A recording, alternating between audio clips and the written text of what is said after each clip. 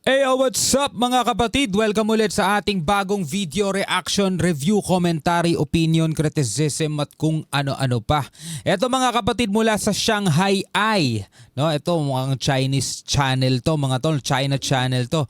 Ang sabi rito sa title, yan no, on Philippines deployment of US missiles, China will not sit on its hands as security under threat, mga tol. So para sa China, mga tol, sila ay under threat, no? Ang kanila daw seguridad, mga kapatid, at hindi sila parang sasawalang bahala, mga kapatid, sa plano ng Pilipinas na bumili ng mid-range capability missile o MRC, mga tol. Ang pinagtataka lang natin, mga tol, no, sa kabila ng patuloy na paglago ng military ng China at patuloy na paglaki ng kanilang nuclear arsenal, mga kapatid, bakit sila ay nababahala ng todo-todo dito sa plano ng Pilipinas na magkaroon ng ating mid-range capability missile? Mga tol, no? Imagine nyo, mga tol, sila ang may pinakamalaking naval force sa buong mundo, mga tol. At patuloy na lumalago yung kanilang nuclear arsenal. Pero sa mid-range capability missile, mga kapatid, ang feeling nila under threat sila. Eto, panoorin natin itong mga pahayag ni Mao Ning. At sama-sama nating bigyan ng reaksyon, bigyan natin ng komentaryo. Kayo, pwede nyo ako samahan, mga kapatid, bilang mga Pilipino na nagmamahal sa ating bayan. At syempre, kung ikaw ay concern dito sa ating soberanya, mga tol, samahan ninyo ako mag-comment sa comment section sa ibaba, no? So wag na natin patagalin pa, panoorin na natin to, mga tol. 关于美国在菲律宾部署中程导弹问题，中方已经多次 Balikan natin. So sabi rito, regarding the US deployment of mid-range capability missile o MRC system in the Philippines, 关于美国在菲律宾部署中程导弹问题，中方已经多 China has stated its firm opposition on multiple occasions. Sabi niya gano'n, no? Marami na daw nilang sinabi to. Ang kanilang opposition, no? Yung pagtutol nila, mga kapatid. 次阐明坚决反对的立场。我想强调的是， Let me stress that the Typhoon MRC system can carry either conventional or nuclear payloads. No, sabing ganoon, mga kapatid, no, pwede daw mag-carry ng conventional or nuclear payloads, no? So 'yun ang sinasabi nila. Ito daw ay pwedeng magdala, mga kapatid, o gamitan ng mga ganitong klaseng missile. 低风中导系统核常兼备，不是防御。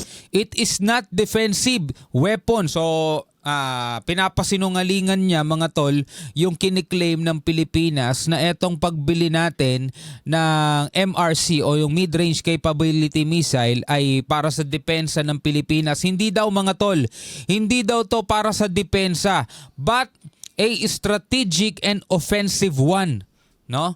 Para daw ito sa estratehiya o pang opensiba, mga tol. Well, parang ganun din naman, mga kapatid, no? Kasi estratehiya to, mga tol, na para mabawas-bawasan yung threat ng China sa Pilipinas na umatake o gumamit ng kanilang armed attack. Maglalagay tayo ng mid-range missile to deter, no, yung kanilang mga plano. No? Kaya strategy talaga natin yon, mga kapatid, para magdalawang isip ang China na gawan tayo ng masama. 'Di ba? At syempre, offensive, mga kapatid, syempre pagkatapos nating dumepensa, ando doon yung opensa. 'Di ba? Pagkatapos nating depensahan nating soberanyo, tayo naman ang babalik, tayo naman ang babawi. So offensive ba natin naman 'yun. So pwede naman talaga yung sinasabi niya, pero ito ang gusto nating linawin. Hindi tayo ang magsisimula, mga tol, at never yan gagawin ng Pilipinas. Dahil kung titignan naman natin, mga kapatid, ang China ang may pinakamalaking naval forces sa mundo, bakit natin sisimulan ang gerang hindi rin naman natin gustong mangyari? 'Di ba?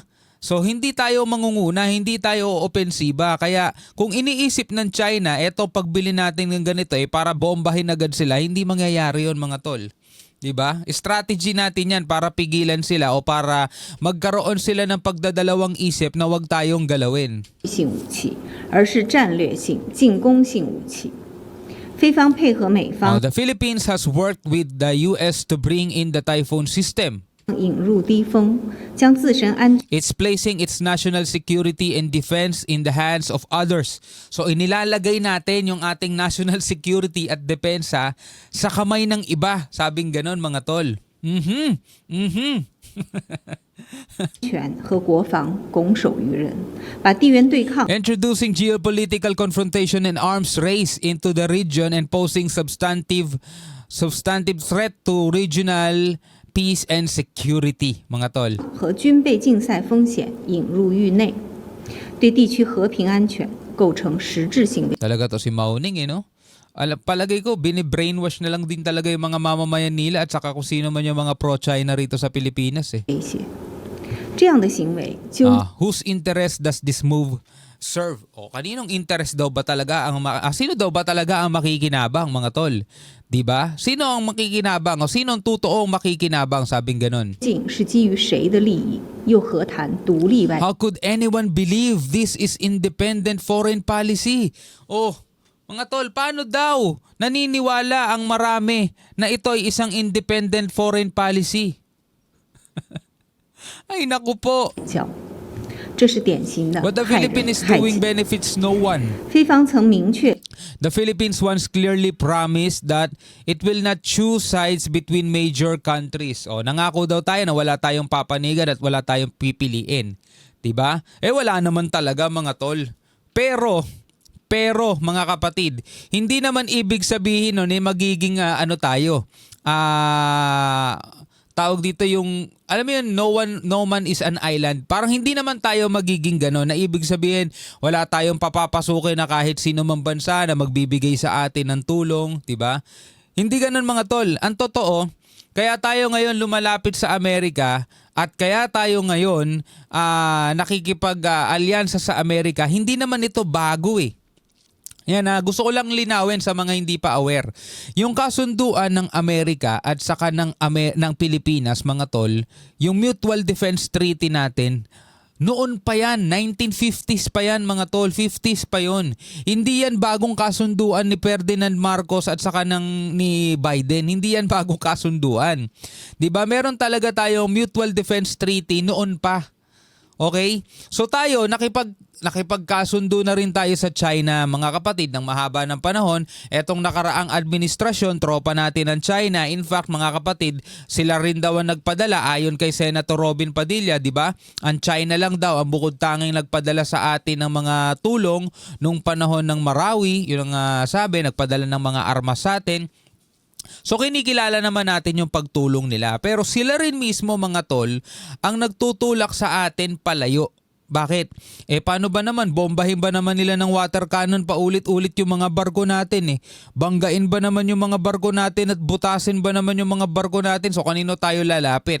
Di dun sa ating may kasunduan ng Mutual Defense Treaty na kung sakasakaling gegerahin tayo ng China, merong tutulong sa atin.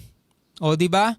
Kaya yung sinasabi rito mga kapatid, the Philippines once clearly promised that it will not choose sides between major countries. Wala tayong pinapanigan sa kanila, US at saka China, pero tinitignan natin kung may lalapitan ka man, sino sa dalawa. Yung gustong manakop sa atin o yung gustong tumulong sa atin. Kahit siguro elementary, makukuha yun eh. 做出承诺，不会在大国间选边站队，不会参与任何 Not engage in any activities that will harm China's interest and thus doesn't intend to incite tensions in the region. Hindi daw tayo papasok o mag-e-engage sa kahit na anong aktibidad na maha-harm o maaano yung China's interest. Ang problema mga tol, yung China mismo hinaharm yung interest ng Philippines mga tol, yung interest natin, yung right to access natin dito sa West Philippine Sea. Dito pa nga lang sa pangingisda natin sa Baho de Masinloc, inaalisan nila tayo ng karapatan eh. 'Di ba? But sila nagde-demand na hindi dapat maaano yung interest nila samantalang yung interest natin talagang inaano nila. 'Di ba? Hina-harm nila. Yung mga sundalo natin, 'di ba, tinututukan nila ng mga patalim, ng mga palakol, yung mga mangingisda natin, hinaharas nila, nagbanta pa sila ng mga aresto. Biruin niyo 'yun, 'di ba? Puro one-sided lang sinasabi nitong aling 'to eh. 不利于中国的行动，无意引发地区局势紧张。但菲方言犹在 Despite these clear promises, however, the Philippines has helped countries outside the region deploy military forces. Kasi nga may... Ay, naku po. Ewan ko na lang kung sino pa talaga ang mapapaniwala nitong babaeng to eh. 'Di ba? 塞尔却 Meron nga tayong defense treaty eh. Meron nga tayong military, mutual defense treaty eh. Yung mga RAA, Reciprocal Access Agreement, yung mga Visiting Forces Agreement, 'di ba? Mga agreement 'yun eh. 'Di ba? 却一再迎合域外势力在本地区部署军力，挑动对抗。菲方曾公开表示， The 低 Philippines said 风 openly that the Typhoon system was only used during Balikatan and Salaknib exercises and will be shipped out of 系统仅 yun daw yung sinabi ng Pilipinas, ibabalik din daw doon, ibabalik din yung MRC after gamitin. Pero hanggang ngayon, nandito sa Pilipinas, talagang pinagdidikdikan talaga nilang alisin na yun, no? 用于一次例行演习，承诺今年9月演习结束就会撤走，但随后便改称 But then the Philippine side went back on its word. Katulad nila, hindi sila tumutupad sa mga usapan. 希望永久 Saying they would like to have the typhoon here in the Philippines forever and even plans to acquire the system. So anong problema nyo? Sino kayo para pagbawalan ng Pilipinas kung gusto namin mag-acquire ng typhoon missile? Diba? Ito tanong mga tol. Anong karapatan ng China para pagbawalan ang Pilipinas na bumili ng kahit na anumang missile system sa kahit na anumang bansa? Mapa Japan, Amerika, BrahMos missile ng India, 'di ba? Sa kahit na anumang bansa, mga tol, kung sino man ang mapili natin na bibilhan natin ng kahit na ano pang system yan o missile, anong karapatan ng China para pagbawalan tayo? 'Di ba? Pakisagot sa mga pro-China. Sa mga Pilipinong pro-China, anong karapatan ng China para pagbawalan ng Pilipinas? Para pigilan ng Pilipinas, 'di ba? Kay mapa American missile yan, Spaniards missile, 'di ba? Japan missile, Indian missile, kahit na anong missile pa yan, 'di ba? Anong karapatan ng China para pigilan tayo? 有部署低风系统，甚至准备购买该系统，这是典型的言而无信。 This is the deliberate breach of the Philippines' own words, di mo? Inaano tayo mga tol? Iniipit tayo dahil sa mga salita natin, mga tol. Sila nga nakapirma sa UNCLOS eh. Hoy Mauning! Alam mo bang nakapirma kayo sa UNCLOS? United Nations Convention on the Law of the Sea? Nakapirma kayo doon? UNCLOS ang nagsasabing within 200 nautical miles ng Pilipinas, within 200 nautical miles ng karagatan sa Pilipinas ay sa Pilipinas. Exclusive economic zone ng Pilipinas yun. Tanong, kinikilala nyo ba yung sarili ninyong napirmahan? 性背信弃义。 Ano tayo mga tol, iniipit tayo sa pamamagitan ng this is a deliberate breach of the Philippines' own words. So hindi daw natin ino-honor, mga kapatid, yung ating mga salita, no? 当前究竟是谁 Who's 不 been 断 making provocations and stirring up trouble in the South China Sea, no? Tayo mga kapatid ang gumagawa ng mga provokasyon, gumagawa daw ng gulo dito sa South China Sea, sabi nito ni Mauning. 在南海挑衅声势？是谁在配 Bawat salita nito ni Mauning may masasabi talaga tayo kasi full of lies eh. 合域外势力炫耀武力？ Ano? Tingnan nyo to. Who's been making provocations and stirring up trouble in the South China 南 Sea? 海挑衅声势？是谁 Who's been cooperating with external forces to flex muscle? Naku po, parang bulag sila sa sarili nilang gawain. 在配合域外势力炫耀武力？又是谁在打着 Who's 国际法 broken 的 the 旗？ international law and yet claims to uphold it? No?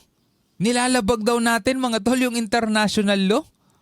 Tapos ngayon, kiniklaim natin na pinangahawakan natin? 1号行违法之时，地区国家都 The 看得 answer is quite clear to countries in the region. Yan. Ganyan sila magsalita. 楚楚。